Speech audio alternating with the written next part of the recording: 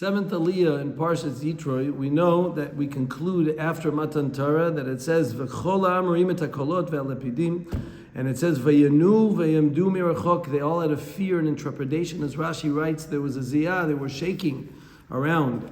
And it's an incredible, from this fear and intrepidation, the Baal HaTurim writes over here, Al ken mitnanim b'shat limud Torah. That's why we find when people learn Torah, we shake and we shuckle, we move back and forth. Lefisha Torah nitna be'em eretetu b'zeya. It's a Gemara in Yuma and Daf Dalet, and believe it or not, it's a Zohar in Parshas Pinchas that says the same thing. The derech of a yid is to shuckle and to move and to shake at the time when you're learning Torah, because it says Ner Hashem Nishmat Adam. The Ner of Hashem, we are like a flame of a candle, like the little flame that flickers on a constant basis. That's what happens when we're moving and learning. Believe it or not, the Khatam Sofer one time saw someone in the Beit HaMidrash, and he pointed out that you should know this person is not really Jewish. He believed that he was a missionary, and they checked into it and they found out that he was accurate in his words. They asked him afterwards, how in heaven's name did the Gadol Hador know this? And he said, because he was sitting there like an Evan, like a stone, not moving back and forth.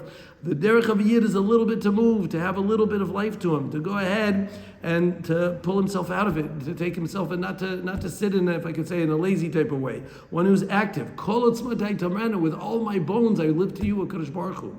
And it's brought in the Ramah in Siman Memchet also, that Beshat Tefillah, that's the reason why we shackle. We move back and forth. He says, because of this idea of Kol Otzmatai, based on what we learn here in Parshas Yitro, that just like by learning we say it, so too also by davening is the same thing. There's the idea of moving back and forth. The Kaf HaChaim over there in Memchet disagrees. He says the Zohar wrote it by learning, not necessarily by davening, but at least we see, and the Mishabura says, Akol lefi mashu adam, according to what you're capable. If you concentrate better, great.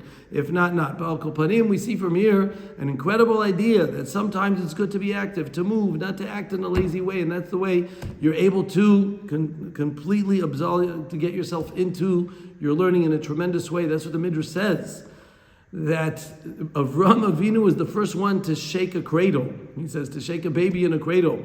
And the reason is because he wanted to show him activity. Just like by Matan Torah, there was activity, there was movement, it was dynamic. So too he wanted. The Midrash says there, the Goyim took it from him, and they forgot the reasons. Now people do it just to keep the baby quiet, to keep him from stop to cry. But the real reason goes back to Avram Avinu in order that he can be similar to the time of Matan Torah.